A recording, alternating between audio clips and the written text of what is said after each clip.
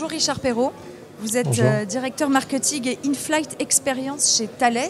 Vous êtes notamment sur le domaine du Wi-Fi dans les avions, de l'expérience à bord.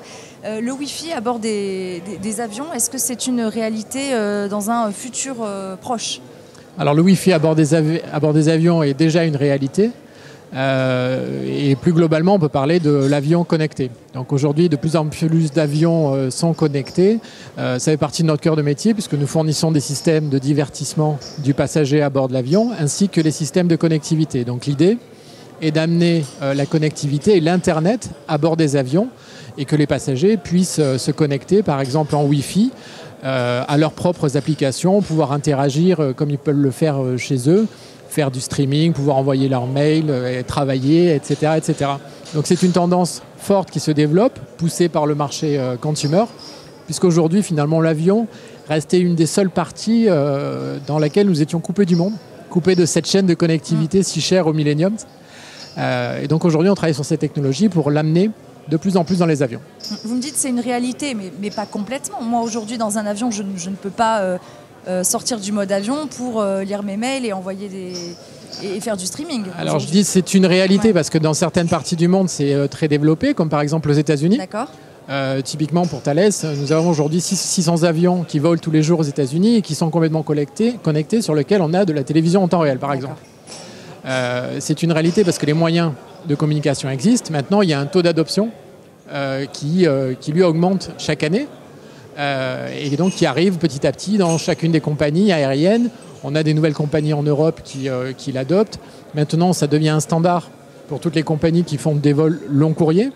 Donc on a systématiquement de la connectivité qui va arriver à bord des avions et qui va augmenter au fur et à mesure que l'on va apporter des moyens de connectivité de plus en plus rapides.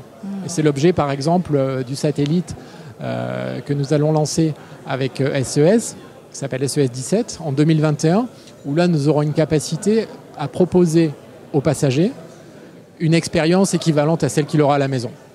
Et c'est typiquement ce que les gens recherchent. Ce n'est pas une connectivité limitée.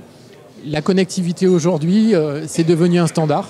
On va à l'hôtel, on part en vacances, on prend l'avion. On veut pouvoir faire ce qu'on veut par rapport à Internet et avoir un libre accès. C'est ce que veulent les passagers, c'est ce que veulent les compagnies aériennes. Quels sont les freins finalement? Pourquoi ce n'est pas encore le cas partout?